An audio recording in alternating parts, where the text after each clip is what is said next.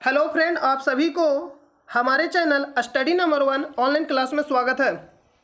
दोस्तों, ये आज आपका स्टैटिक जीके का सेट नंबर 3 है। इससे पहले सेट नंबर 1 और सेट नंबर 2 प्रोवाइड कर दिया गया, तो आप सेट नंबर 1 और सेट नंबर 2 नहीं देखेंगे तो जाकर देख लीजिएगा। तो चलिए बिना देर किए हुए हम लोग वीडियो को शुरू करते हैं। और आप हमारे टेलीग्राम चैनल से अवश्य जुड़िएगा। वहाँ आपको PDF प्रोवाइड कर दिया जाता है और वहाँ डेली संडे को क्यूज कराया जाता है, जिसमें से आपका रैंक और आप कितना टाइम में प्रश्नों को सोल्व कर रहे हैं सारा वहाँ दिया जाता है। तो आप हमारे टेलीग्राम चैनल से जुड़ जाइएगा, वहाँ आपको PDF मिल जाएगा अगर आप इसका PDF चाहते हैं तो चलिए हम लोग वीडियो को शुरू करते हैं। पहला प्रश्न है आज का कि बिहू त्यौहार कहाँ मनाया जाता है। जो पहला प्रश्न है कि बिहू त्यौहार कहाँ मनाया जाता है।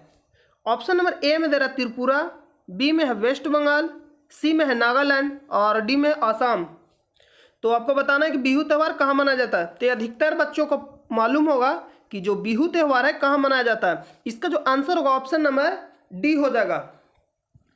इसमें जो मेन उद्देश्य था, जो भी इम्पोर्टेंट त्यौहार है उसको हम लिखा देते, आप नोट कर लीजिएगा। तो चलिए हम लोग जो भी इम्पोर्टेंट एग्जाम में पूछा जाता है उसको हम लोग लिख लेते हैं। तो त्यौहार लिख कर डैश देंगे।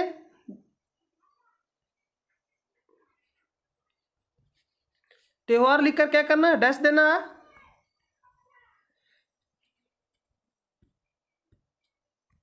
लिखेंगे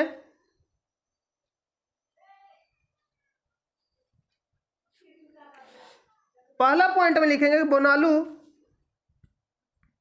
बोनालू कहाँ मनाया जाता है। बोनालू, बोनालू कहाँ मनाया जाता है। तो जो बोनालू है ये आपका तेलंगाना में मनाया जाता है। कहाँ मनाया जाता है, तेलंगाना। जो बोनालू त्यौहार है ये आपका तेलंगाना में मनाया जाता है। अगला लिखेंगे कि संगाई, जो संगाई है ये आपका कहाँ मनाया जाता है। तो ये आपका हो जाएगा मणिपुर, मणिपुर ये आपका पूर्वी राज्य है, मणिपुर हो जाएगा। अगर आपसे पूछता कुचिपुड़ी, तो ये बहुत ही इंपॉर्टेंट है, इस पर आप डबल स्टार लगा लीजिएगा, 5 स्टार, जितना स्टार लगाना होगा लगा लीजिएगा। कुचिपुड़ी कहाँ मनाया जाता है। तो जो आपका कुचिपुड़ी हो जाएगा ये आपका मनाया जाता है आंध्र प्रदेश। ये कहाँ मनाया जाता है, आंध्र प्रदेश।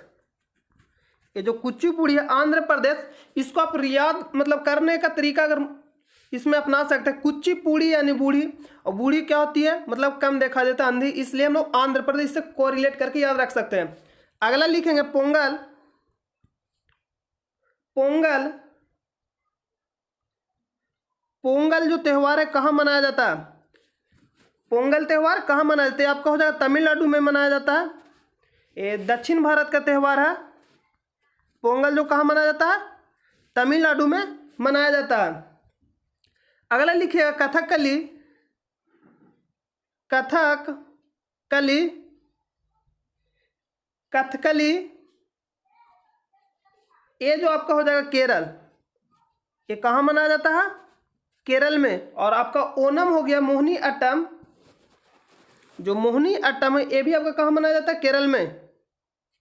मोहिनी अट्टम, मोहिनी अट्टम, मोहिनी अट्टम कहाँ मनाया जाता है, ये भी आपका केरल में मनाया जाता है, केरल। ओनम भी लिख लीजिएगा, आपका हो जाएगा केरल। ओनम भी कहाँ मनाया जाता है, तो केरल में मनाया जाता है। अगला पॉइंट लिखिएगा गिद्धा। ये जो गिद्धा है ये आपका पंजाब राज्य में मनाया जाता है। गिद्धा कहाँ मनाया जाता है, पंजाब राज्य में, पंजाब राज्य में मनाया जाता है। गिद्धा जो त्यौहार है आपका कहाँ मनाया जाता है, पंजाब राज्य में मनाया जाता है। अगर आपसे पूछेगा भरतनाट्यम, तो आपका हो जाएगा तमिलनाडु। जो पद्मा सुब्रमण्यम के द्वारा प्रतिपादक मतलब है इनके, जो भरतनाट्यम है, भरतनाट्यम का जो प्रतिपादक है वो पद्मा सुब्रमण्यम। तो जो भी इंपॉर्टेंट है उसको हम लिखा दे, आप नोट डाउन कर लीजिएगा। तो इस प्रश्न का जो आंसर हो जाएगा ऑप्शन नंबर डी। चलिए हम लोग नेक्स्ट प्रश्न पे चलते हैं। 2 नंबर प्रश्न है कि इनमें से कौन सा गौतम बुद्ध का जन्म स्थान है।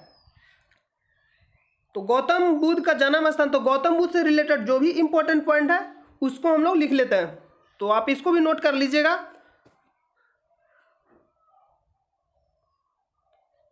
तो गौतम बुद्ध से संबंधित जो भी इंपॉर्टेंट पॉइंट है उसको हम लोग लिखें। गौतम बुद्ध लिखकर डैश दीजिएगा, गौतम बुद्ध, गौतम बुद्ध लिखकर डैश दीजिएगा, गौतम बुद्ध। तो गौतम बुद्ध से रिलेटेड जो पहला पॉइंट हम लोग लिखेंगे कि इनका जन्म कब हुआ था और कहाँ हुआ था। तो जन्म में लिखिएगा, पहला पॉइंट में जन्म। तो इनका जो जन्म हुआ था वो आपका हो जाएगा लुम्बिनी। लुम्बिनी वर्तमान में नेपाल में पड़ता है, जो वर्तमान है नेपाल में पड़ता है, लेकिन ये आपका हो जाएगा उत्तर भारत, जो बिहार के उत्तरी सीमा पे पड़ता था लुम्बिनी, लेकिन अभी जो वर्तमान में है कहाँ पड़ता है, नेपाल में पड़ता है लुम्बिनी।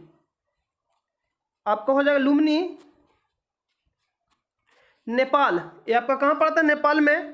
तो जो इनका जो जन्म हुआ था 563 BC में हुआ था, या आप ईसा पूर्व में लिख सकते हैं यहाँ पे, बिफोर क्राइस्ट या 563 ईसा पूर्व इनका जन्म हुआ था। इनका जो बचपन का नाम था क्या था, सिद्धार्थ नाम था। बचपन का नाम क्या था, सिद्धार्थ।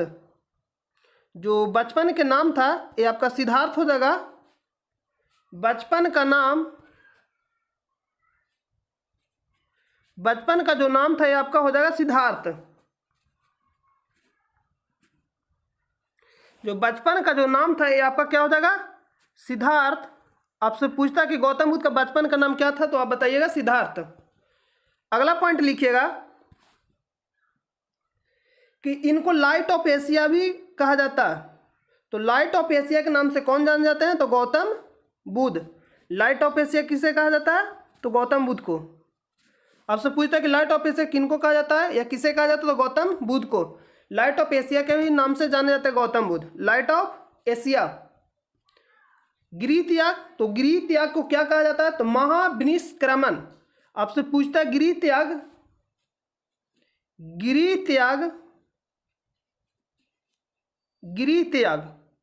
तो गृह त्याग को महाविनिष्क्रमण भी कहा जाता है। गृह त्याग,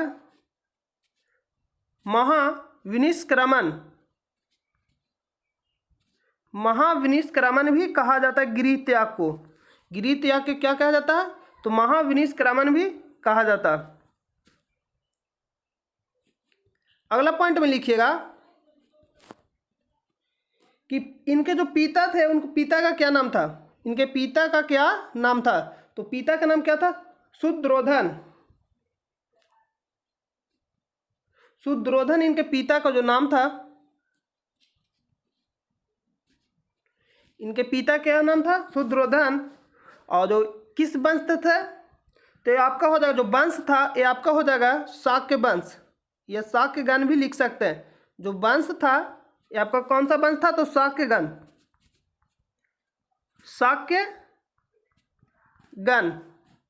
या कहीं कहीं शाक्य भी सिर्फ लिखा रहता है, तो आपका हो जाएगा शाक्यगण। अगला पॉइंट लिखिएगा, इनके जो माता का क्या नाम था, गौतम बुद्ध के माता का क्या नाम था, तो इनके जो माता का नाम था महामाया। इनके माता का क्या नाम था, तो महामाया नाम था। और ये कोलीय गणराज्य से थे। किस गणराज्य से थे, तो कोलीय गणराज्य से। कोलीय गणराज्य से थे। जो ये आपके हो जाएंगे महामाया, किस गणराज्य से थे, तो कोलीय गणराज्य से थे। अगला पॉइंट लिखिएगा, मृत्यु कहाँ हुआ था। जो गौतम बुद्ध की मृत्यु हुआ था कहाँ हुआ था, तो इनका जो मृत्यु हुआ था, मृत्यु लिखिएगा, तो इनका जो मृत्यु हो जाएगा ये आपका हो जाएगा कुशीनगर। ये आपका कहाँ हो जाएगा, कुशीनगर। और कब हुआ था, तो 100 साल अगर जोड़िएगा तो 100 साल मतलब 483 BC हो जाएगा, मतलब ईसा पूर्व 483 ईसा पूर्व। कुशीनगर, इनका मृत्यु कहाँ हुआ था, तो कुशीनगर 483 BC लिखेगा। यहाँ पे ईसा पूर्व भी आप कर लीजिएगा। और जो मृत्यु है तो उसको क्या बोलते थे? इसको बोला जाता था महापरिनिर्वाण।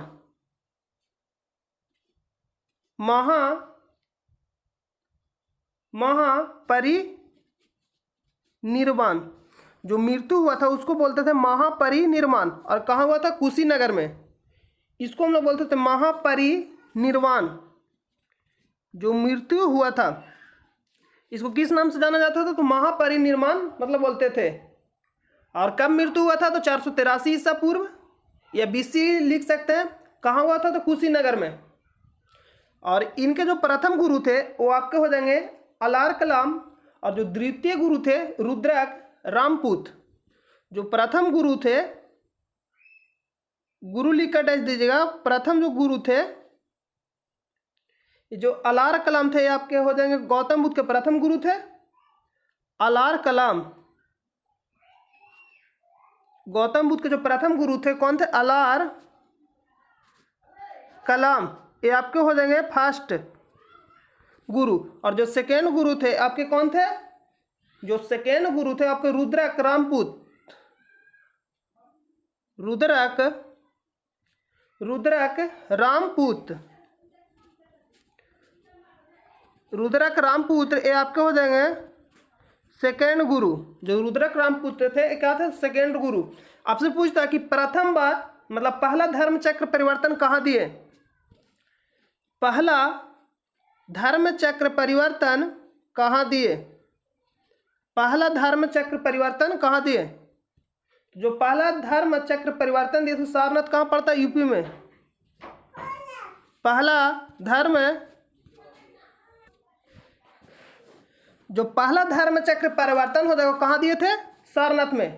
पहला जो धर्म चक्र परिवर्तन था, पहला धर्म चक्र परिवर्तन, पहला धर्म चक्र परिवर्तन जो दिए थे ये आपका कहाँ हो जाएगा?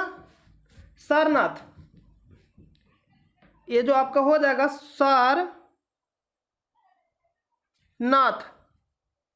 ये आपका यूपी में पड़ता है। कहाँ पड़ता है? यूपी में। जो सारनाथ पड़ता है आपका यूपी में पड़ता है। ये जो सारनाथ पड़ता है कहाँ पड़ता है? यूपी में।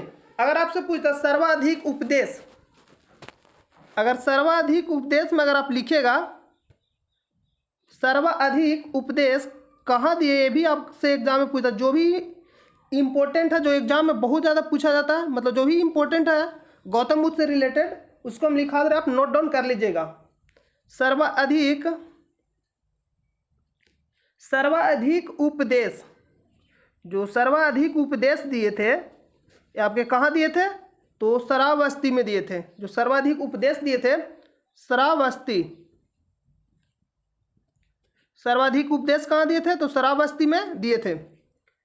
और अगला पॉइंट लिखे, लास्ट पॉइंट, कि इनका जो ज्ञान के जो प्राप्ति हुआ था कहाँ हुआ था? तो जो ज्ञान के प्राप्ति हुआ था बोध गया में, जो बिहार में पड़ता है। जो ज्ञान के प्राप्ति हुआ था वो कहाँ हुआ था? बोध गया में। जो कहाँ पड़ता है? बिहार में, बोध गया। ये आपका कहाँ हो जाएगा? बोध गया। जो ज्ञान के प्राप्ति हुआ था बोध गया किस नदी के? निरंजना नदी के किनारे पड़ता है। ये भी आपसे पूछता है एग्जाम में, तो इसको भी आप नोट कर लीजिएगा। अगला पॉइंट लिखिएगा प्रतीक चिन्ह।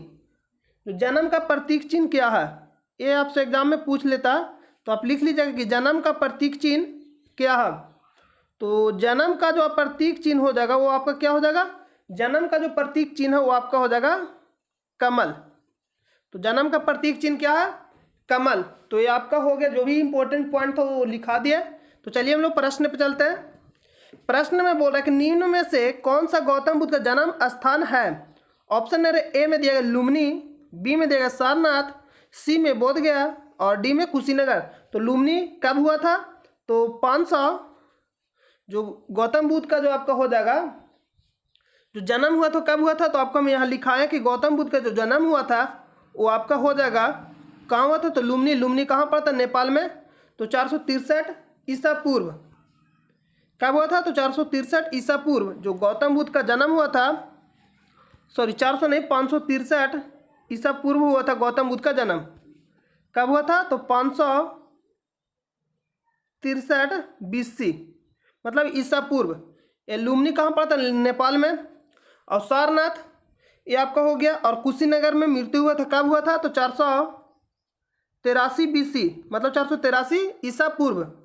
और सारनाथ में, तो सारनाथ आपका क्या था? जो पहला धर्म चक्र परिवर्तन कहाँ दिए थे? तो सारनाथ में। कहाँ पड़ता है? यूपी में। और ज्ञान की प्राप्ति कहाँ हुआ था? बोध गया में। तो चलिए हम लोग अगला प्रश्न पर चलते हैं। 3 नंबर प्रश्न है कि लोकटक झील जो तैरते द्वीपों के लिए प्रसिद्ध है, कहाँ स्थित है? तो लोकटक ऑप्शन नंबर ए में दिया कि राजस्थान, बी में दिया मणिपुर, सी में दिया महाराष्ट्र और डी में अरुणाचल प्रदेश। तो इसका जो आंसर क्या होगा आप हमें कमेंट बॉक्स में बताइए।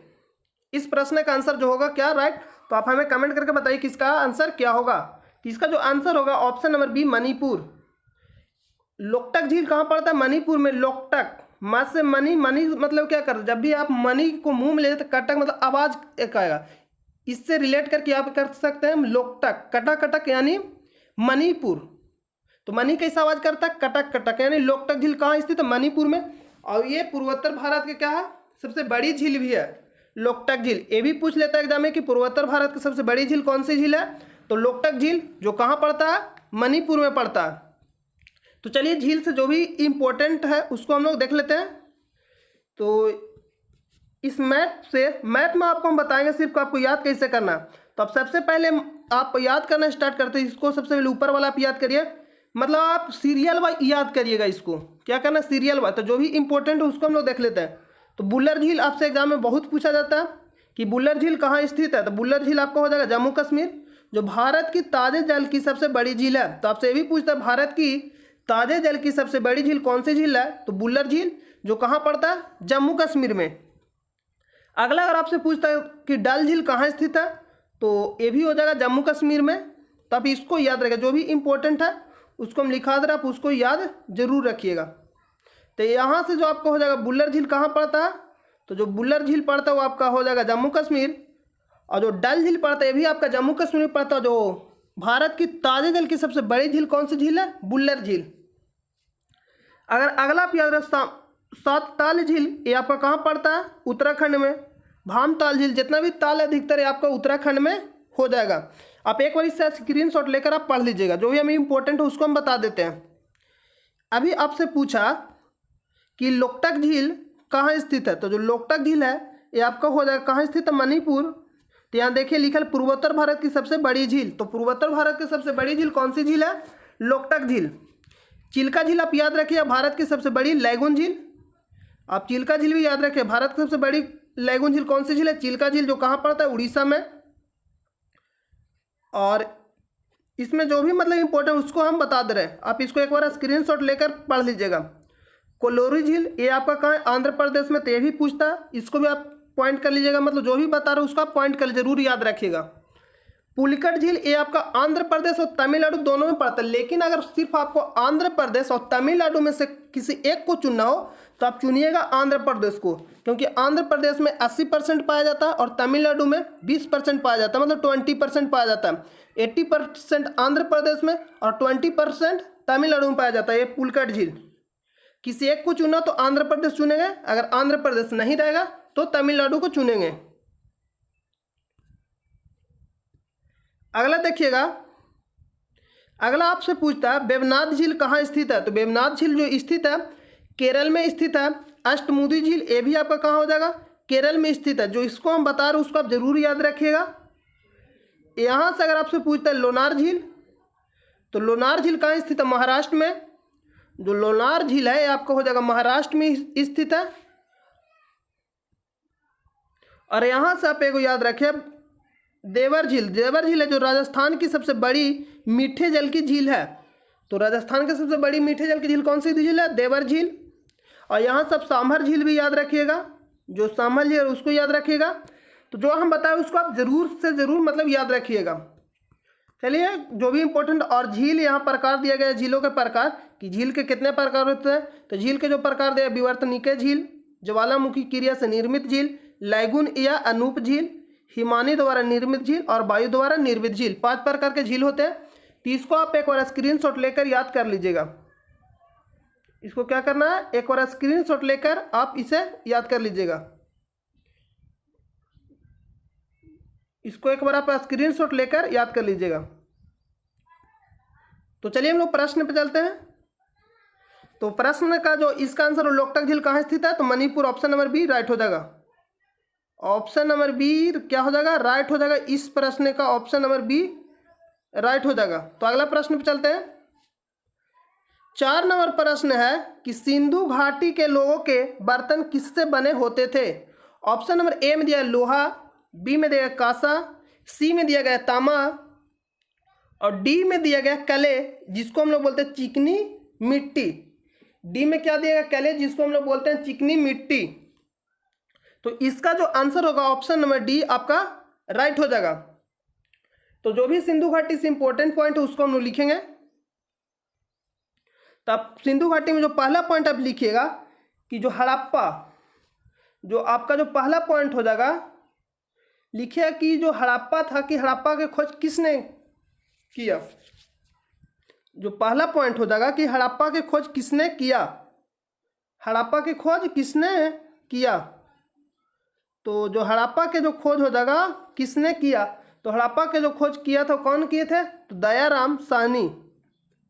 दयाराम साहनी जो हड़प्पा के जो खोज किए थे ये आपका हो जाएगा दयाराम साहनी, जो कब किए थे 1921 में। तो ये बहुत ही इंपॉर्टेंट है कि हड़प्पा की खोज किसने किया, तो दयाराम साहनी 1921 में।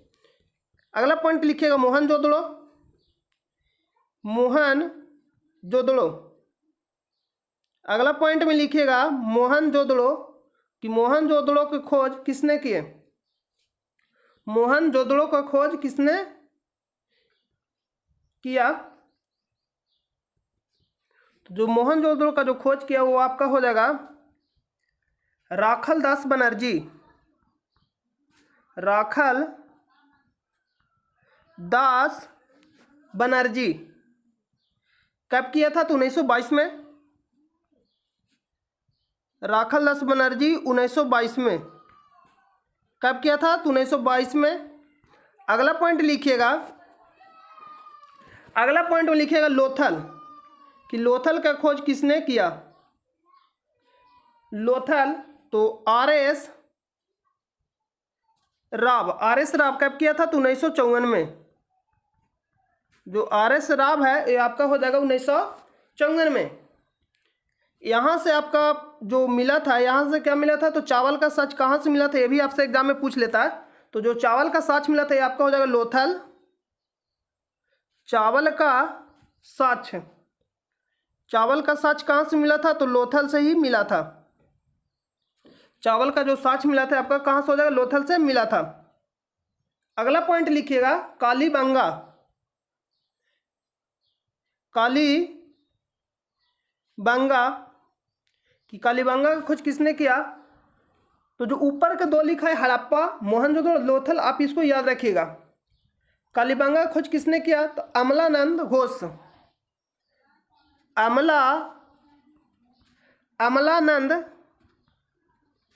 अमलानंद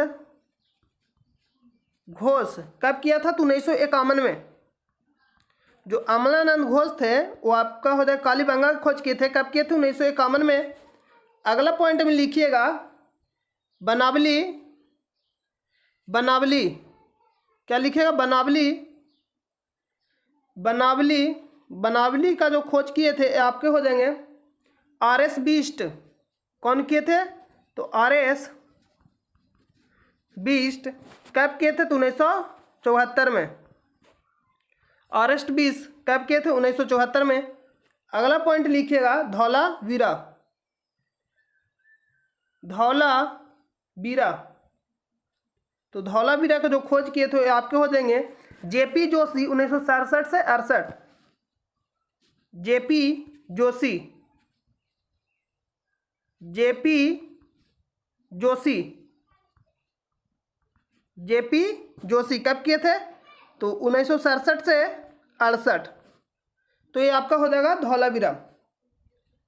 तो इस प्रश्न का जो आपका आंसर होगा ऑप्शन नंबर डी, और जो लिखा है उसको आप नोट डाउन कर लीजिएगा। लास्ट में हम लोग एक बार रिवीजन फिर से करेंगे। चलिए हम अगला प्रश्न में चलते हैं। 5 नंबर प्रश्न है कि एड्स जिसको बोलते हैं AIDS, इसको एड्स बोलते हैं, किसके कारण होता है? ऑप्शन में ए में दिया रैबिडोविरिडा, रेट्रोवायरस, जीवाणुओं भोजी, एडिनो वायरस। तो इसका आंसर क्या होगा? आप हमें कमेंट बॉक्स में बताइए कि इसका आंसर क्या होगा।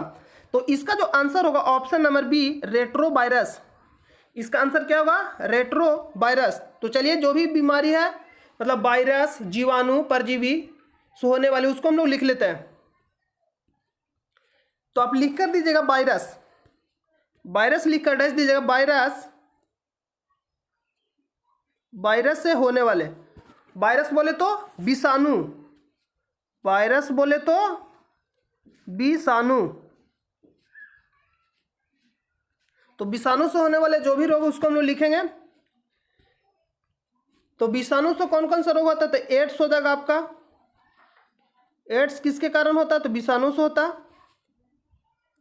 एड्स जो होता है वो आपका किसके कारण होता है? तो विषाणु से होता है। एड्स, एड्स हो गया। इन्फ्लुएंजा लिखिएगा, इन्फ्लुएंजा,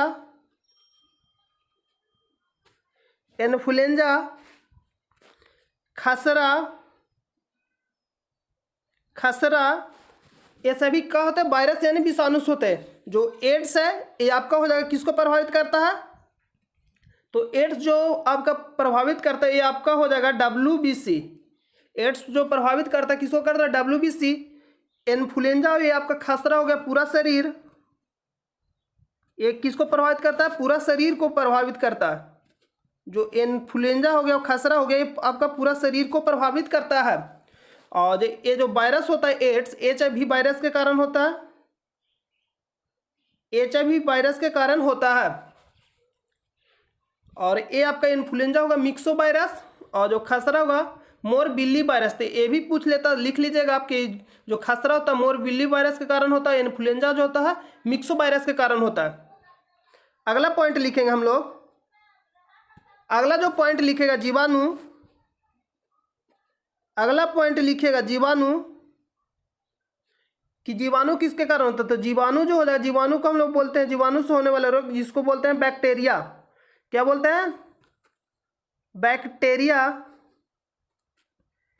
जो बैक्टीरिया से होने वाला जो रोग है उसको हम लोग लिखेंगे, जिसको बोलते हैं जीवाणु, इंग्लिश में बोलते हैं बैक्टीरिया। तो इसमें लिखिएगा, इसमें जो आप लिखिएगा प्लेग, प्लेग, टाइफाइड,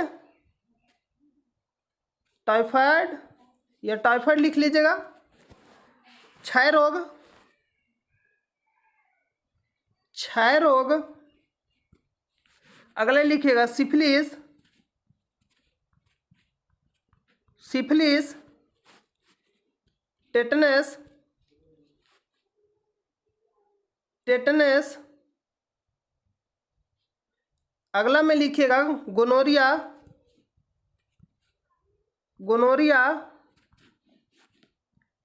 अगला में क्या लिखा है? गोनोरिया, यहाँ पे ना होगा, गोनोरिया, गोनोरिया। ये सभी क्या होता है? तो बैक्टीरिया से होता है, यानी बैक्टीरिया बोले तो जीवाणु। ये सभी क्या होता है? जीवाणु से होता है। तो आपसे पूछता है कि जीवाणु से होने वाला, अगर दे देगा कि पहले किसके कारण होता है, तो ऑप्शन में देता है वायरस, प्रोटोजोआ, जीवाणु, इनमें से कोई नहीं।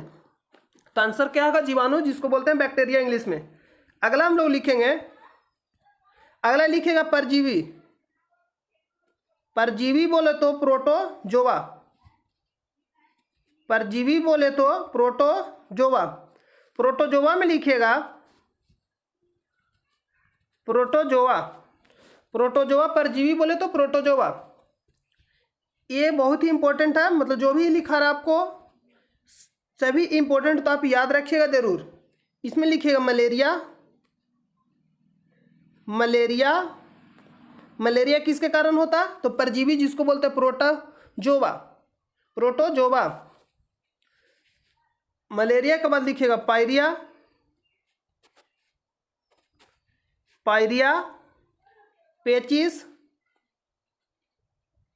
पेचिस, कालाजार, कालाजार। तो ये सभी क्या होते हैं? परजीवी यानी प्रोटोजोअस होते हैं। इसमें आपसे ये भी पूछ लेता है कि मलेरिया जो है किसको प्रभावित करता है। तो जो मलेरिया है आपका हो जाएगा तिल्ली और आरबीसी को प्रभावित करता है। जो मलेरिया है तिल्ली और आरबीसी को प्रभावित करता है। और जो आपका हो जाएगा पेचिस, पेचिस हो जाएगा यहाँ लिखा पायरिया, पेचिस नहीं होगा, पेचिस तो यहाँ पायरिया, यहाँ पे क्या होगा? पायरिया। तो पायरिया आपको मालूम होगा कि मसूड़ों से जो खून है तो उसी को बोलते हैं पायरिया। तो मसूड़ों को हो जाएगा। और पेचिस, पेचिस हो जाएगा आंत, इसको लिख लीजिएगा, पेचिस के आंत लिख लीजिएगा। किसको प्रभावित करता है? आंत को। और जो कालाजार आपका हो जाएगा अस्थि मज्जा, लिख लीजिएगा, कालाजार अस्थि मज्जा को प्रभावित करता है। तो ये आपका हो गया, जो भी इंपॉर्टेंट था उसको हम बता दिए।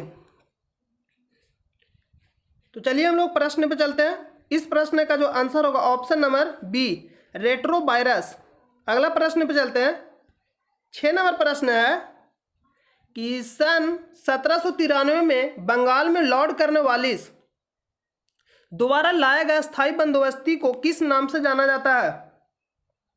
तो जो लॉर्ड कॉर्नवालिस का जो कार्यकाल था ये आपका कब से कब हो जाएगा? तो 1886 से लेकर 93 तक।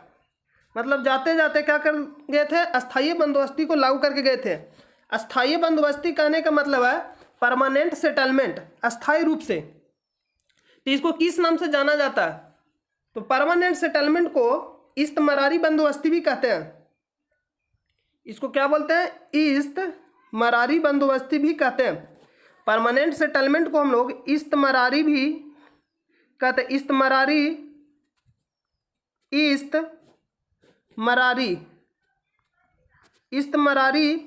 बंदोबस्ती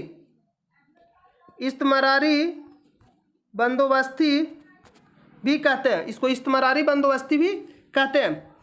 और इसको एक और नाम है जिसको हम लोग जमींदारी प्रणाली कहते हैं। तो वही आपको ऑप्शन बताना। तो ऑप्शन नंबर ए में दिया गया जमींदारी, बी में इजारेदारी, और सी में मनसबदारी, और डी में महालवाड़ी। तो इसका जो आंसर हो जाएगा ऑप्शन नंबर ए हो जाएगा जमींदारी प्रणाली। तो इसमें से आपको हो गया कि अस्थायी बंदोबस्ती कब लागू किया गया था? तो 1793 में। किसने लागू किया था? तो लॉर्ड कॉर्नवालिस लागू किया था। और कब लागू किया? 1793 में। इसका जो अन्य नाम है जमींदारी प्रणाली और इस्तमरारी बंदोबस्ती भी नाम है इसका। और लॉर्ड कॉर्नवालिस को पुलिस सेवा की जन्मदाता भी मतलब कहा जाता है। पुलिस सेवा के जन्मदाता के नाम से भी जाना जाता है लॉर्ड कॉर्नवालिस को। तो आप इसको भी याद रखिएगा। इसके समय में तृतीय मैसूर युद्ध जो कब हुआ था? 1792 में। हैदर अली और अंग्रेजों के बीच हुआ था। अंग्रेज और हैदर अली के बीच हुआ था। कब हुआ था? 1792 में तृतीय मैसूर युद्ध, जो श्रीरंगपट्टनम की संधि से समाप्त हो गया था। तो जो भी बंदोबस्ती उसको हम लोग लिख लेते हैं। तो आपका स्थायी बंदोबस्ती लिखा दिया। अगला लिखेगा रैयतबाड़ी प्रथा। रैयतबाड़ी प्रथा, रैयतबाड़ी प्रथा। तो रैयतबाड़ी जो प्रथा था ये किसने लागू किया था? ये सबसे ज्यादा पूछता है। अगर आपको डेट नहीं याद है तो डेट उतना नहीं पूछता, लेकिन किसने लागू किया था? Thomas Munro. किसने लागू किया था? तो थॉमस मुनरो। जो रैयतबाड़ी प्रथा था इसको कौन लागू किया था? Thomas Munro. ये जो आपका हो जाएगा थॉमस मुनरो। एक जो आपका हेक्टर मुनरो जो 1764 के बक्सर के युद्ध में शामिल था, जो अंग्रेजों की तरफ से मतलब था, यहाँ लेकिन हो जाएगा थॉमस मुनरो। कब लागू किया था? तो 1820 में लागू किया था। जो लागू किया था कब लागू किया था? 1820 में। तो कहाँ कहाँ इसको जो लागू किया गया था? बम्बई, मद्रास और असम में लागू किया गया था। इसको कौन लागू किया था? थॉमस मुनरो लागू किया था। अगला आप लिखिएगा, आप इसको ऐसे भी याद रखना, रा से रैयतवाड़ी और रा देखिएगा मुनरो के लास्ट में भी रहा है। तो रा से रैयतवाड़ी और मा से मुनरो। रैयतवाड़ी प्रथा किसने लागू किया? तो मुनरो। इसको आप शॉर्ट में याद रखें, पूरा नाम याद रखना जरूरी नहीं है। जरूरी ये है कि एग्जाम में आए तो बन जाना चाहिए। तो रैयतबाड़ी प्रथा किसने लागू किया? तो थॉमस मुनरो। कब लागू किया? तो 1820 में लागू किया। अगला पॉइंट लिखिएगा। अगला पॉइंट हम लोग लिखेंगे महालवाड़ी व्यवस्था किसने लागू किया? महालवाड़ी व्यवस्था किसने लागू किया? जो महालवाड़ी व्यवस्था था किसने लागू किया? जो महालवाड़ी जो प्रणाली था वो किसने लागू किया, जो महालवाड़ी प्रथा था किसने लागू किया, तो इसका जो आंसर हो जाएगा मैकिंजे। मैकिंजे कब लागू किया था, तो 1822 में लागू किया था। कब लागू किया था, 1822 में। और पुनः भी इसे लागू किया था 1833 में, उत्तर भारत में इसको लागू किया गया था पुनः, मतलब दोबारा से। लेकिन जो महालवाड़ी, तो माँ से महालवाड़ी, और यहाँ देखिए माँ है इसका लास्ट, माँ से महालवाड़ी और माँ से मैकिंजे। तो आप इसको ऐसे भी याद रख सकते हैं, माँ से महालवाड़ी और माँ से मैकिंजे। तो ये आपका हो जाएगा 1822 में लागू हुआ था। तो चलिए हम लोग प्रश्न पर चलते हैं।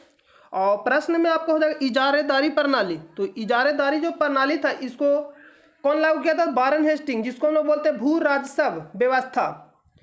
इजारेदारी प्रणाली को क्या बोलते हैं, भू राजस्व व्यवस्था। इसको कब लागू किया था, तो 1772 में किसने लागू किया था, तो वारेन हेस्टिंग। 1772 में भू राजस्व व्यवस्था लागू किया था। किसने लागू किया था, तो वारेन हेस्टिंग। उसी को हम लोग बोलते हैं इजारेदारी प्रणाली। और यहाँ आपको दिया गया मनसबदारी प्रणाली, किसको कौन लागू किया था, अकबर। इसको कब लागू किया था, 1575 में। और महालवाड़ी आपको बता दिए। तो इसका जो आंसर होगा इस प्रश्न का ऑप्शन नंबर ए राइट हो जाएगा, जमींदारी प्रणाली। तो चलिए हम लोग अगला प्रश्न पे चलते हैं। 7 नंबर प्रश्न है कि ब्रिक्स का मुख्य उद्देश्य क्या है। तो ऑप्शन नंबर ए में दिया संयुक्त खेल कार्यक्रम, बी में दिया गया आर्थिक विकास और व्यापार में प्रगति, सी में दिया विदेशी लोगों के प्रवेश में प्रतिबंध, और डी में दिया गया संयुक्त सैन्य ऑपरेशन। तो ब्रिक्स से जो भी इंपॉर्टेंट पॉइंट उसको हम लोग लिखेंगे। तो सबसे पहले पूछता कि ब्रिक्स में कितने देश शामिल हैं, और ये भी पूछ लेता एग्जाम में कि ब्रिक्स में निम्नलिखित में से कौन सा ब्रिक्स का सदस्य नहीं है, या ये भी पूछता कि निम्नलिखित में से कौन सा ब्रिक्स का सदस्य है। तो ब्रिक्स इंपॉर्टेंट जो भी पॉइंट है उसको हम लोग लिखेंगे। तो ब्रिक्स बोले तो ब्रिक्स है जो 5 देशों का सदस्य है। कितने देशों का सदस्य है, जिसमें से 20 से होता है ब्राजील, 20 से क्या होता है ब्राजील, आर से बोले तो रसिया, रसिया बोले तो रूस, आई से बोले इंडिया, इंडिया बोले तो भारत, और सी से बोले चीन, चीन, और यहाँ बोले एस से बोले तो दक्षिण अफ्रीका, जिसको बोलते हैं साउथ अफ्रीका। एस से क्या हो जाएगा, दक्षिण अफ्रीका, जिसको हम लोग साउथ अफ्रीका भी कह सकते हैं, दक्षिण अफ्रीका। और आपसे ये भी पूछता है कि दक्षिण जो अफ्रीका था कब शामिल हुआ था ब्रिक्स में। तो ये जो आपका शामिल हुआ था 2010 में शामिल हुआ था। जो दक्षिण अफ्रीका है ये ब्रिक्स में जो शामिल हुआ था ये आपका हो जाएगा 2010 में शामिल हुआ था। तो इसको आप लिख लीजिए कि जो दक्षिण अफ्रीका था कब शामिल हुआ था, तो 2010 में शामिल हुआ था दक्षिण अफ्रीका। और ये जो ब्रिक्स बना था आपका कब बना था, तो 2009 में। 2009 में ये ब्रिक्स देश के जो स्थापना हुआ था कब हुआ था, 2009 में हुआ था। और इसको स्थापना करने का जो उद्देश्य किसने किया था, जो नाम था जिम ओ नील, एक अर्थशास्त्री से मतलब, तो जिम ओ नील, इनका जो उद्देश्य था मतलब आर्थिक रूप से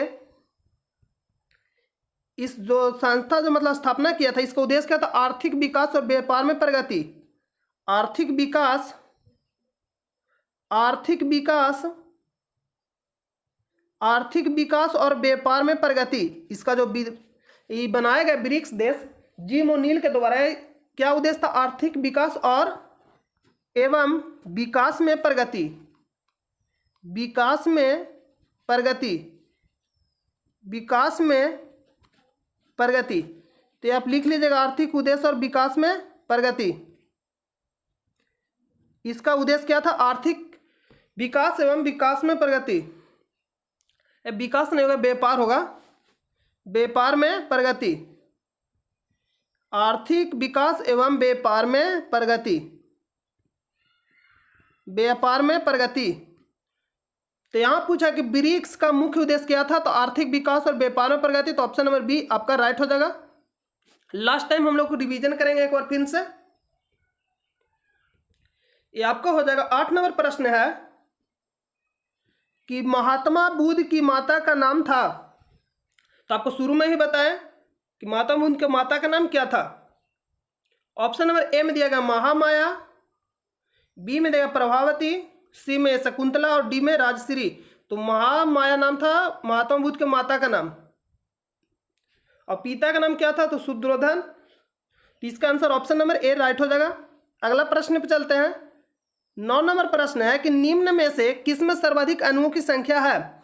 तो अणुओं की संख्या पहले आपको मालूम है कि अणुओं की संख्या किसको कहते हैं, मोल क्या, परमाणु क्या, सभी हम आपको बता देते हैं। तो आप एक यहाँ लिस्ट बनाइएगा, इसमें लिखिएगा अणु, अणु, मोल और इसमें परमाणु। तो अणु, मोल और परमाणु। मान लीजिए आपसे पूछ लेता 3H2O में कि मोल की संख्या कितना, मतलब अणु की संख्या कितने हैं, तो इसमें जो शुरू वाला लगा यही आपका अणु हो जाएगा और यही आपका मोल हो जाएगा। लेकिन परमाणु निकालने के लिए आप देखिएगा कि यहाँ 2 लगा है और O में कुछ भी नहीं, तो 1 छिपा रहता है। तो 1 आप जोड़िएगा 2O1, तो 2O1 को जोड़ने से कितना आएगा, 2O जब 1 को आप जोड़िएगा तो 2 और जैसे हम लोग 1 को जोड़ते हैं तो आपका आएगा 3, और 3 और जो यहाँ अणु है उसको से हम लोग गुना कर देंगे तो वही क्या आ जाएगा, परमाणु आ जाएगा। तो जो यहाँ जोड़िएगा 2 और 1 3 हो जाएगा, और 3 से 3 में गुना कर देंगे तो कितना आ जाएगा 9। तो परमाणु की संख्या कितना हो जाएगा, 9 हो जाएगा।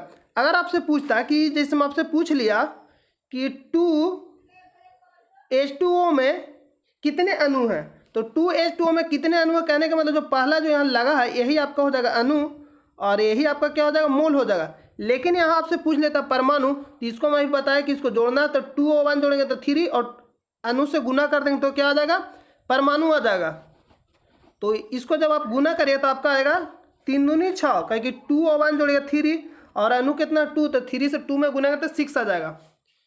तो इसमें सबसे पूछा कि प्रश्न में जो पूछा कि इनमें से किसमें सर्वाधिक अणुओं की संख्या है, तो देखिए सबसे अधिक अणुओं की संख्या कितना, यहाँ 44 है, यहाँ 8 है, यहाँ 48 और यहाँ 128 है। तो जो सबसे ज़्यादा है वो वही क्या हो जाएगा, अणुओं की संख्या हो जाएगा। तो ऑप्शन नंबर डी आपका राइट हो जाएगा, 128। तो चलिए हम लोग अगला प्रश्न पे चलते हैं।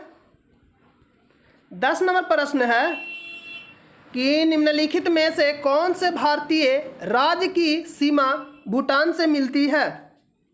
तो ये आपको मैप याद रखना बहुत जरूरी है।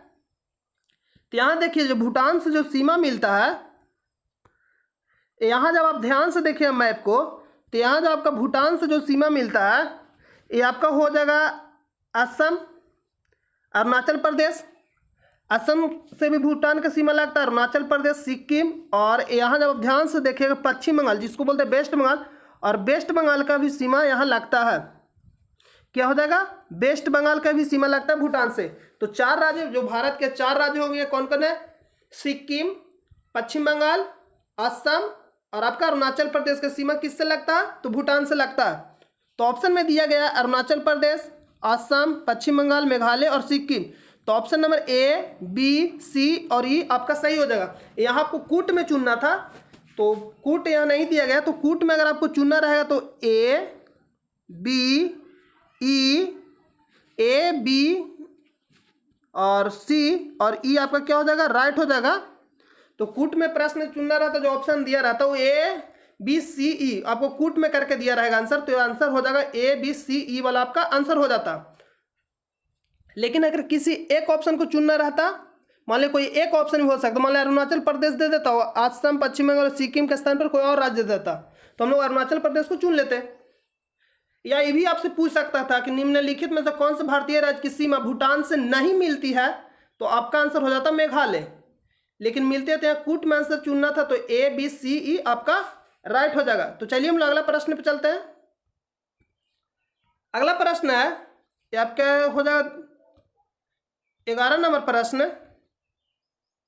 जो 11 नंबर आपका प्रश्न है कि भारत में किस वर्ष प्रथम शून्य आधारित बजट को लागू किया गया। आपसे पूछ रहा कि भारत में किस वर्ष प्रथम शून्य आधारित बजट को लागू किया गया। ऑप्शन नंबर ए में दिया वर्ष 1987, ऑप्शन नंबर बी में दिया वर्ष 1986, सी में दिया गया 1983 और डी में 1981। फैक्ट क्वेश्चन है, ये आपको याद ही रखना पड़ेगा रट के। तो ऑप्शन नंबर सी आपका राइट हो जाएगा 1983। कब लागू किया गया था, तो 1983 में लागू किया गया था। चलिए हम लोग अगला प्रश्न पे चलते हैं। 12 नंबर प्रश्न है कि डायनमो में क्या परिवर्तन होता है। तो आपको मैं एक सिंपल उपाय बता रहा हूँ, उसको आपको लागू करना है इस पे। जैसे मान ली कुछ भी पूछ दिया, आपको क्या करना है, जैसे मान ली पूछ दिया डायनमो, तो डायनमो कहने का मतलब जनरेटर देखे होंगे। जनरेटर को क्या करते हैं हम लोग, घुमाते हैं। जनरेटर मतलब होता है क्या होता है, इंजन को तो मतलब घुमाया जाता है, घुमाया जाता तो क्या करता है, तो विद्युत धारा उत्पन्न करता है। तो जो घुमाया जाता है, जो दिया जाता है, आपका क्या हो जाएगा, यांत्रिक ऊर्जा। जो ध्वनि हो गया एक रूप से यांत्रिक, लेकिन मेन रूप से गतिज ऊर्जा। यांत्रिक ऊर्जा कहने का मतलब है स्थितिज ऊर्जा प्लस गतिज ऊर्जा को हम लोग बोलते हैं यांत्रिक ऊर्जा। लेकिन जनरली यांत्रिक ऊर्जा मतलब हम लोग यूज करते हैं यहाँ, जो परिवर्तन हो गया। तो डायनमो जो है यांत्रिक ऊर्जा देते हैं उसको, और वो क्या करता है, करंट देता है। करंट मतलब कहने का मतलब हो गया विद्युत ऊर्जा। तो जो डायनमो है वो आपको यांत्रिक ऊर्जा को विद्युत ऊर्जा में चेंज करता है। या अगर आपसे पूछ लिया फैन, आप देखे होंगे घर में, फैन कहने का मतलब जिसको बोलते हैं मोटर। तो जो मोटर होता है वो आप क्या करते हैं, उसको हम लोग देते हैं करंट। करंट बोलेगा तो विद्युत ऊर्जा। तो विद्युत ऊर्जा जैसे ही हम लोग देते हैं तो वो क्या करता है, हवा देता है। हवा कहने का मतलब यांत्रिक ऊर्जा देता है। तो आपसे अगर पूछेगा कि जो फैन है, जो मोटर हो जाएगा, तो मोटर विद्युत ऊर्जा को यांत्रिक ऊर्जा में चेंज करता है, मतलब डायनमो के उल्टा हो जाएगा। जो मोटर है विद्युत ऊर्जा को यांत्रिक ऊर्जा में चेंज करता, और जो डायनमो है यांत्रिक ऊर्जा को विद्युत ऊर्जा में चेंज करता। जब भी इस तरह के प्रश्न जैसे ही पूछेगा तो आपको दिमाग में चलना, जैसे मैं आपसे पूछ दिया बल्ब, तो जो बल्ब होता है क्या करता है, विद्युत। जैसा ही बल्ब पूछेगा तो बल्ब में हम लोग क्या देते हैं, करंट देते हैं। करंट कहने का मतलब विद्युत ऊर्जा देते हैं। और बल्ब क्या करता है, विद्युत ऊर्जा जैसे ही देगा उसमें तो क्या करेगा, प्रकाश देगा। प्रकाश कहने का मतलब बल्ब को टच करिएगा तो हल्का हीट रहता है। हीट कहने का मतलब ऊष्मा भी जनरेट कर रहा है। तो बल्ब जो परिवर्तन करता है विद्युत ऊर्जा को प्रकाश ऊर्जा और ऊष्मा ऊर्जा में परिवर्तन करता है। तो इस तरह से आपको, और अगर बैटरी पूछ दिया तो बैटरी में क्या होता है, रासायनिक ऊर्जा। रासायनिक ऊर्जा बोले तो सल्फ्यूरिक अम्ल, सल्फ्यूरिक अम्ल बोलते हैं H2SO4। तो बैटरिक होता है जो क्या करता है, रासायनिक ऊर्जा को विद्युत ऊर्जा में चेंज करता है। तो इस तरह से जैसे ही पूछेगा तो दिमाग आपको जाना चाहिए। अगर आपसे पूछ देगा फैन, फैन बोले तो पंखा, हाथ वाला पंखा नहीं, जो लाइन से चलता है विद्युत ऊर्जा से, तो उसमें क्या करते हैं हम लोग, करंट देते हैं। करंट कहने का मतलब विद्युत ऊर्जा देता है। विद्युत ऊर्जा से क्या करता है, हवा देता है। हवा कहने का मतलब यांत्रिक ऊर्जा। तो जो फैन हो गया तो विद्युत ऊर्जा किसमें चेंज करता है, यांत्रिक ऊर्जा में। तो इस तरह से जैसे ही पूछेगा इस तरह का प्रश्न तो आपका दिमाग सेट होना चाहिए। तो यहाँ आपसे पूछा है कि डायनमो में क्या परिवर्तन होता है, तो जो ऑप्शन नंबर ए में दिया विद्युत ऊर्जा को यांत्रिक ऊर्जा में, तो विद्युत ऊर्जा की यांत्रिक ऊर्जा में कौन चेंज करता है, तो मोटर चेंज करता है। और रासायनिक ऊर्जा को विद्युत ऊर्जा में कौन चेंज करता है, बैटरी। और विद्युत ऊर्जा का प्रकाश और ऊष्मा ऊर्जा में कौन चेंज करता है, तो बल्ब हो जाएगा, अभी तुरंत आपको बताया। और यांत्रिक ऊर्जा को विद्युत ऊर्जा में कौन चेंज करता है, तो डायनमो। तो इसका जो आंसर हो जाएगा ऑप्शन नंबर डी आपका राइट हो जाएगा। तो जैसे इस तरह के प्रश्न पूछेगा तो आपको दिमाग में जाना चाहिए वहां। जैसे पूछेगा डायनमो, डायनमो बोले तो क्या, एक तरह जनरेटर। जैसे ही पूछेगा डायनमो तो डायनमो बोलेगा जैसे ही, तो आपका दिमाग जनरेटर। जनरेटर क्या करता है, यांत्रिक ऊर्जा को विद्युत ऊर्जा में चेंज करता है। अगर आपसे पूछेगा मोटर, मोटर जैसे ही पूछेगा तो आप पंखा को मतलब अपने दिमाग में मतलब बैठाएगा, दिमाग में अथी करिएगा। तो पंखा जैसे वो, तो उसमें लोग क्या करते हैं, विद्युत ऊर्जा को देते हैं, और क्या करता है, यांत्रिक ऊर्जा देता है, कहने का मतलब हवा देता है। तो विद्युत ऊर्जा को यांत्रिक ऊर्जा में। इस प्रश्न का जो आंसर होगा ऑप्शन नंबर डी राइट हो जाएगा। चलिए हम लोग अगला प्रश्न पे चलते हैं। 13 नंबर प्रश्न है कि पलायन वेग क्या होता है। तो पलायन वेग कहने का मतलब है कि वह न्यूनतम वेग से किसी वस्तु को फेंक दिया जाए पृथ्वी से, तो वापस पृथ्वी पर ना आए। इसका मतलब, कहने का मतलब हो गया कि अगर पृथ्वी से हम लोग किसी वस्तु को अगर फेंकते हैं, वह न्यूनतम वेग, महत्तम वेग नहीं करिएगा, न्यूनतम वेग, कम से कम वेग से, मतलब किस कम से कम वेग से हम लोग फेंक सकते हैं, वापस पृथ्वी पर नहीं आएगा। और जितना कम वेग से फेंकेंगे उस वेग से वापस पृथ्वी पर नहीं आएगा। उससे जितना भी अधिक वेग से फेंके तो वापस तो ऐसे ही नहीं आएगा। तो यहाँ आप लगाइएगा कि वह न्यूनतम वेग जिस वेग से किसी वस्तु, वह न्यूनतम वेग जिससे किसी वस्तु को फेंक दिया जाए तो वापस पृथ्वी पर क्या हो, नहीं आए। तो वही क्या हो गया, पलायन वेग हो गया। तो ऑप्शन नंबर जो ए में दिया गुरुत्व के कारण गिरते हुए वस्तु का वेग, तो ऑप्शन नंबर ए नहीं हो, बी में दिया किसी वस्तु के पृथ्वी के गुरुत्व क्षेत्र से बाहर जाने के लिए अधिकतम वेग, तो किसी वस्तु के चाल या दिशा में बिना परिवर्तन का स्थिर वेग। ऑप्शन नंबर डी में दिया किसी वस्तु के पृथ्वी के गुरुत्व क्षेत्र से बाहर जाने के लिए न्यूनतम वेग। तो आपका answer option number D right हो जाए, न्यूनतम वेग। न्यूनतम वेग कहने का मतलब किस न्यूनतम वेग से हम लोग किसी वस्तु को फेंकेंगे तो वापस पृथ्वी पे नहीं आएगा, और उससे जितना भी अधिक वेग से फेंकेंगे तो वापस पृथ्वी पे नहीं ही आएगा। तो जो पृथ्वी के लिए जो न्यूनतम वेग होता है, पृथ्वी के लिए आपसे पूछता है कि पृथ्वी का पलायन वेग कितना होता है, तो 11.2 किलोमीटर पर सेकेंड। तो इसको हम लिखा देता, आप याद जरूर रखिए क्योंकि बहुत ही ज़्यादा एग्जाम में पूछा जाता है। पलायन वेग लिख कर डैश दीजिएगा, पलायन वेग, पलायन वेग लिख कर डैश दीजिएगा। अगर आपसे पूछता है पृथ्वी अगर आपसे पूछता पृथ्वी तो 11.2 किलोमीटर 11.2 किलोमीटर पर सेकेंड। अगर आपसे पूछता चंद्रमा तो चंद्रमा के लिए जो होता है 2.35 किलोमीटर पर सेकेंड, 2.5 किलोमीटर पर सेकेंड। अगर आपसे पूछता है सूर्य तो जो सूर्य के लिए होगा वो आपका हो जाएगा 42 किलोमीटर पर सेकेंड। तो यहाँ तो आपको देगा पृथ्वी का पलायन वेग, आपसे पूछेगा पृथ्वी का जो पलायन वेग होता है वो कितना होता है, 11.2 किलोमीटर पर 11.2 सभी ऑप्शन में होगा, लेकिन जो यहाँ मात्रक है, ये जो ऐसा मात्रक यूनिट है वो आपका चेंज रहेगा। जो यूनिट रहेगा वो क्या रहेगा, चेंज रहेगा। किसी में मान लीजिए सेंटीमीटर पर सेकंड रहेगा, किसी में किलोमीटर पर सेकंड रहेगा, किसी में मीटर पर सेकंड रहेगा।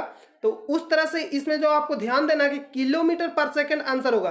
अगर पृथ्वी के लिए पूछेगा तो 11.2 किलोमीटर पर सेकंड, चंद्रमा के लिए पूछेगा तो 2.35 किलोमीटर पर सेकंड, सूर्य के लिए पूछेगा तो 42 किलोमीटर पर सेकंड। अगर आपसे पूछता है, एक और याद रखिएगा कि पलायन वेग का जो मान होता है VE बराबर, ये आपका ये भी पूछ लेता है एग्जाम में फॉर्मूला भी, तो VE बराबर याद रखिएगा √2GR, √2GR आपका हो जाएगा।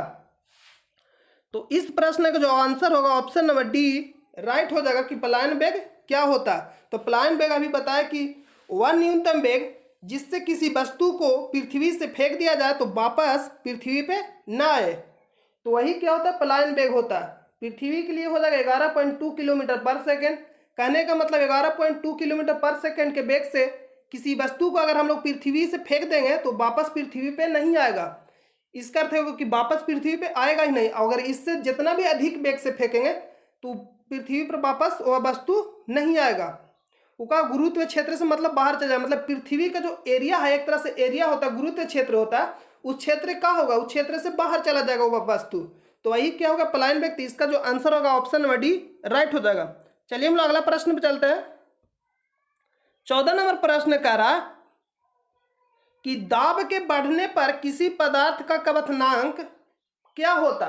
तो दाब जैसे ही बोला कि दाब के बढ़ने पर क्वथनांक क्या होता, तो आप घर में कुकर देखे होंगे, कहने का मतलब कुकर में अगर आप खाना बनाते होंगे तो जल्दी खाना पक जाता हो, लेकिन तसली जैसे में घर में रहते उसमें बनाते होंगे उससे लेट से खाना पकता होगा। इसका कहने का मतलब यह है जो कुकर में, जो कुकर हो गया, तसला जो घर में रहता है उसमें खाना बनाता है, अगर वस्तु 100 डिग्री सी पे खोलता है तो जो कुकर में बनाइएगा वो क्या होगा, 120 डिग्री सी पर खोलेगा। तो जितना अधिक पे खोलेगा तो उसको जल्दी पका देगा, जितना 100 डिग्री पर पकाए उससे जल्दी 120 डिग्री पका देगा। इसका कहने का मतलब ये है, जैसे हम लोग कुकर में कहते हैं, कुकर में क्या होता है कि दाब बढ़ता है, तो दाब बढ़ने से क्या होता है, क्वथनांक भी बढ़ जाता है। क्वथनांक कहने का मतलब कितना डिग्री पे खोलता है, तो अगर 100 डिग्री पे खोल रहा है, इससे अगर बना रहे हैं हम लोग, तो कुकर में बनाएंगे तो 120 डिग्री पर खोलता है। इसका कहने का मतलब ये हुआ कि 120 डिग्री पर जो खोलेगा तो 100 डिग्री से जल्दी पका देगा। मतलब 100 डिग्री पर किसी वस्तु को अगर हीट करेंगे, मतलब गर्म करेंगे, तो उससे जल्दी 120 डिग्री पर अगर हीट देंगे तो जल्दी पका देगा उसको। तो इसका कहने का मतलब ये हुआ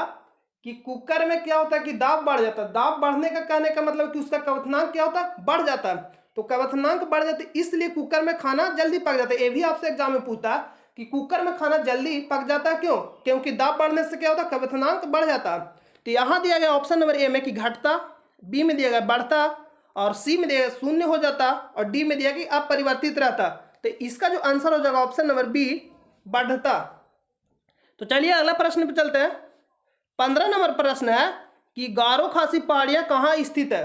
गारो खासी जयंती एक पहाड़ी है जो कहाँ स्थित है, मेघालय में। एक क्रम में सजाने के लिए देता है, तो गारो खासी जयंती एक क्रम में ही है। तो ऑप्शन नंबर ए में दिया मिजोरम, बी में त्रिपुरा, सी में नागालैंड, और डी में मेघालय। तो ऑप्शन नंबर डी आपका क्या हो जाएगा, राइट, मेघालय।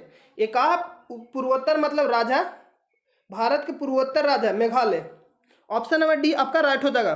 चलिए अगला प्रश्न पे चलते हैं। 16 नंबर प्रश्न कर रहा है कि राज्यसभा के सदस्यों का चुनाव किसके द्वारा होता।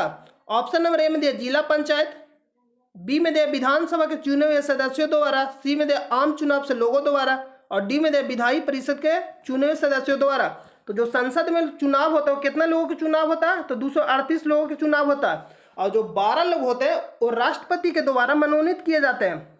संसद में आपसे पूछता है कि संसद में राष्ट्रपति के द्वारा कितने लोगों को मनोनीत किया जाता है? तो आपका हो जाएगा 12। अगर पूछेगा कि लोकसभा में राष्ट्रपति के द्वारा कितने लोगों को मनोनीत किया जाता है तो आंसर होगा 2।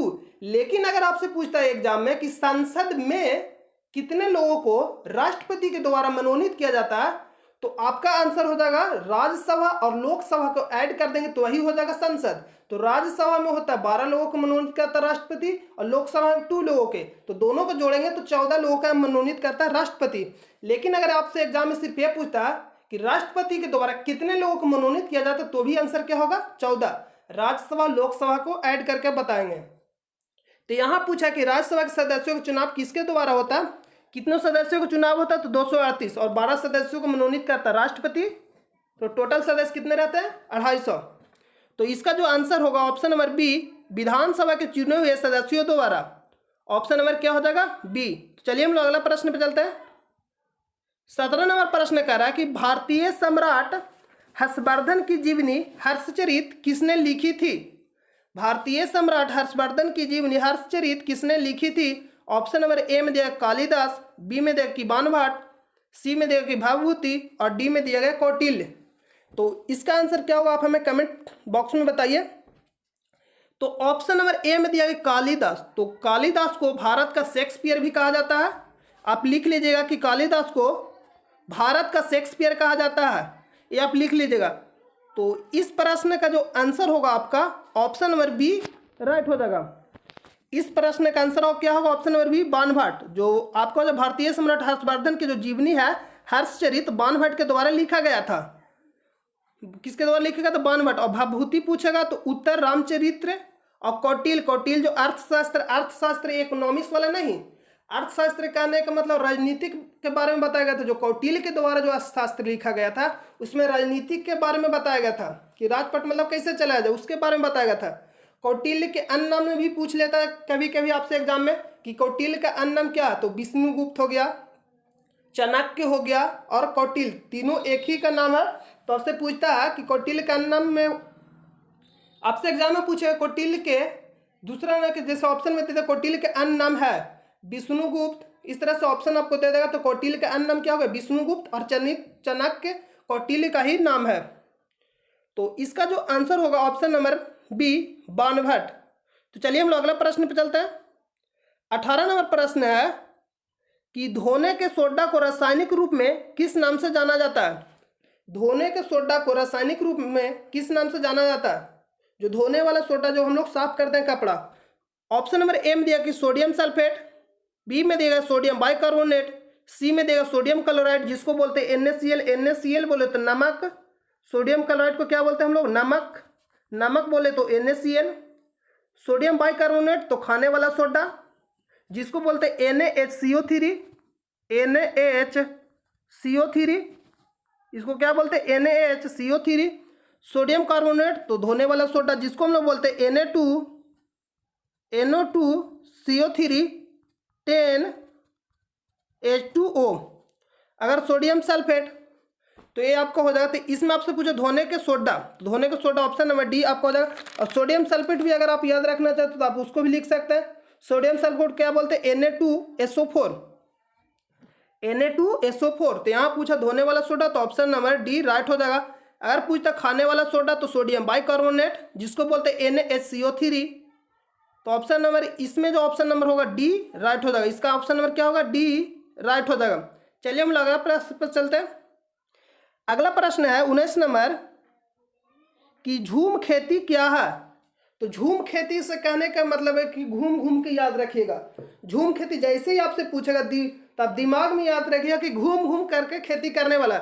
इसका कहने का मतलब यह है कि कुछ दिनों के लिए किसी स्थान पर लोग खेती किए, फिर से वहां से लोग किसी दूसरे स्थान पे चले गए, फिर से किसी दूसरे स्थान पे मतलब चले कुछ दिनों के लिए खेती किए और वहां से फिर हम लोग चले गए, फिर दूसरे स्थान पे कुछ दिनों के लिए खेती किए और वहां से चले गए, यही आपका क्या हो गया झूम खेती। तो ऑप्शन नंबर ए में दिया कि भूमि के एक टुकड़े पर कुछ समय के लिए फसल उगाना और बाद में उसे छोड़ देना।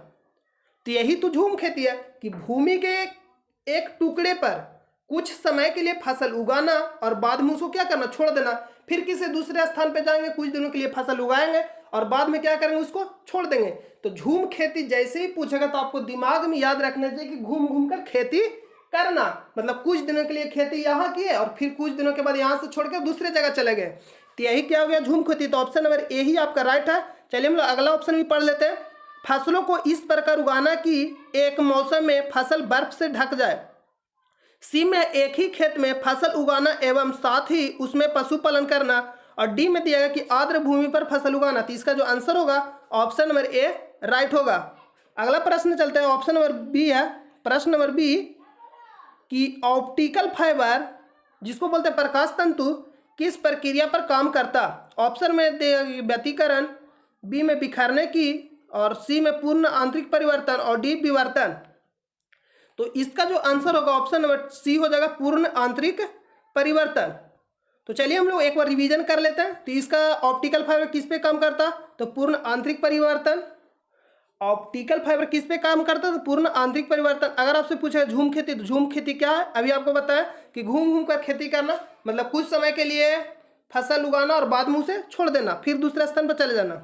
अगला धोने का सोडा, तो धोने का सोडा पूछेगा तो सोडियम कार्बोनेट। अगर खाने वाला सोडा पूछेगा तो सोडियम बाइकार्बोनेट। अगला भारतीय सम्राट हर्षवर्धन की जीवनी हर्षचरित किसने लिखी, तो बाणभट्ट। कालिदास को शेक्सपियर कहा जाता है, तो कालिदास द्वारा लिखा गया। अगर किताब आपसे पूछेगा तो क्या विज्ञान शकुंतलम किसके द्वारा लिखा गया, तो कालिदास द्वारा, जो बहुत ही इंपॉर्टेंट है, बहुत ही ज्यादा एग्जाम में पूछा जाता है। मलविका अग्निमित्रम पूछेगा किसके द्वारा लिखा गया, तो कालिदास, ये आप नोट कर लीजिएगा। राज्यसभा में कितने लोगों के द्वारा चुनाव होता है, तो 238 लोगों का चुनाव होता है, सदस्य मतलब 238 सदस्यों का चुनाव होता है, और 12 सदस्य राष्ट्रपति द्वारा मनोनीत किए जाते हैं राज्यसभा में। अगर लोकसभा में पूछेगा तो 2 सदस्य। अगर आपसे पूछेगा कि राष्ट्रपति द्वारा, सिर्फ आपसे ये पूछता है कि राष्ट्रपति द्वारा कितने सदस्यों को मनोनीत किया जाए, तो आप बताइएगा 14, क्योंकि लोकसभा और राज्यसभा के दोनों ऐड करके पूछता है। लेकिन अगर आपसे यह भी पूछता है कि संसद में राष्ट्रपति के द्वारा कितने सदस्यों को मनोनीत किया जाता, तो भी आप बताइएगा 14। संसद कहने का मतलब है कि राज्यसभा और लोकसभा को ऐड करके। तो राज्यसभा में 12 सदस्यों को मनोनीत करता है राष्ट्रपति, और लोकसभा में 2 सदस्यों को मनोनीत करता है। तो अलग अलग भी पूछ लेता है एग्जाम में। अगला कि गारो खसी पहाड़ियाँ कहाँ स्थित है, तो मेघालय।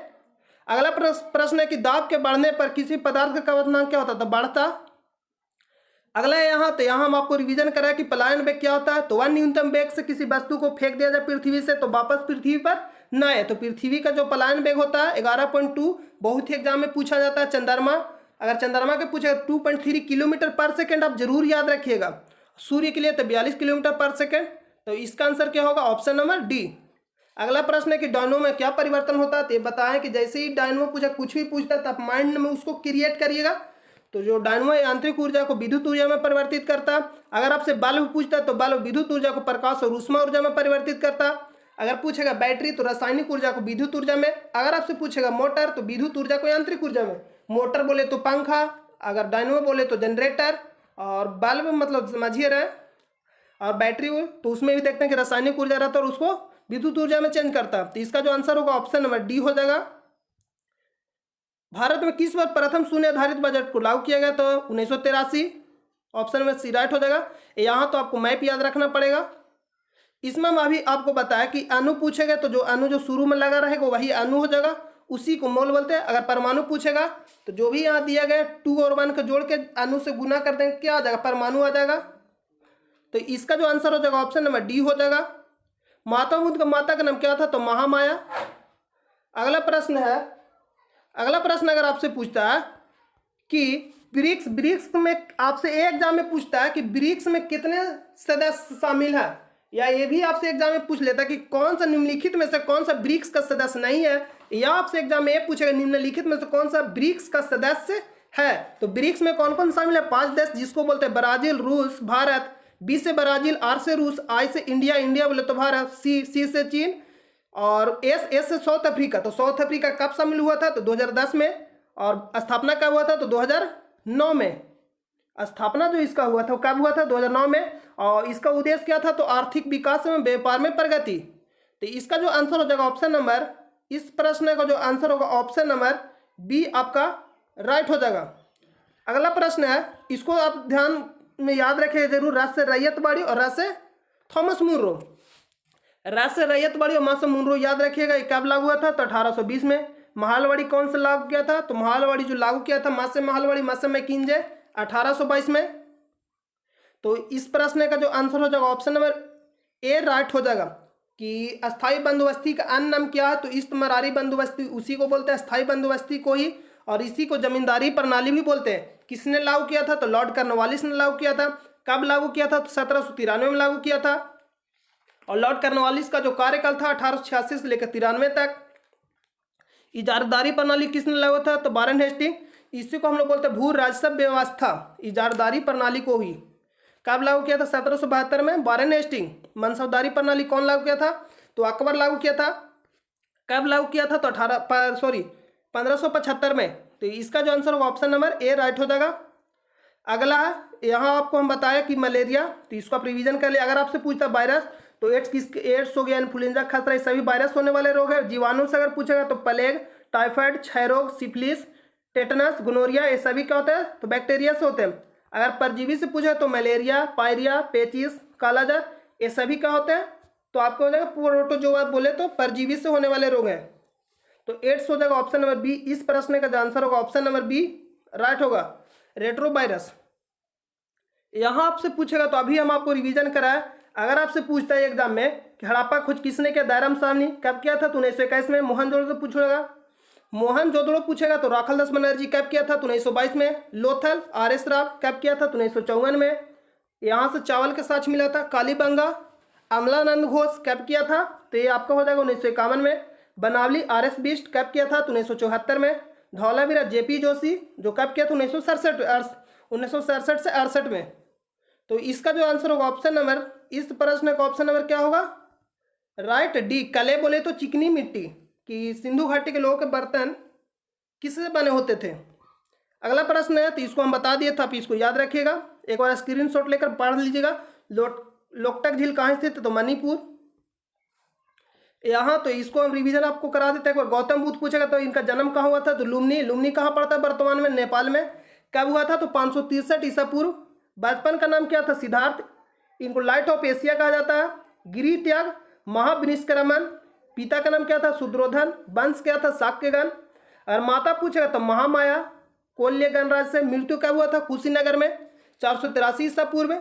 इसको क्या बोला जाता? महापरिनिर्माण। इनको जो प्रथम गुरु थे अलार कलाम, और जो दूसरा गुरु थे रुद्रक रामपुत्र।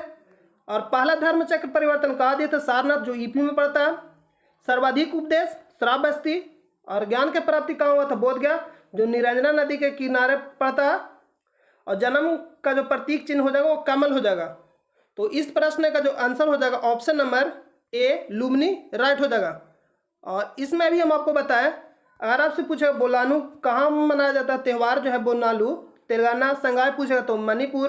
कुचिपुड़ी आंध्र प्रदेश। पोंगल तमिलनाडु। कथकली केरल। मोहिनीअट्टम केरल। गिद्धा पूछे, यहाँ गिद्ध नहीं होगा, गिद्धा होगा। गिद्धा पूछेगा तो पंजाब। तो इस प्रश्न का जो आंसर हो जाएगा ऑप्शन नंबर डी राइट हो जाएगा, असम। तो आपको अगर वीडियो अच्छा लगा हो, चैनल से जुड़े रहना चाहते हो तो चैनल को सब्सक्राइब करें, बेल आइकन दबाएं, और जब भी हम वीडियो अपलोड करें तो उसका नोटिफिकेशन आप तक चला जाएगा। तो आप हमसे मिल सकते हैं डेली सुबह 8 बजे। तो चलिए हम लोग मिलते हैं नेक्स्ट क्लास में। जब तक के लिए अपना ख्याल रखिए, घर पे रहिए, सुरक्षित रहिए और अपना पढ़ाई जारी रखिए। Thanks for watching the video.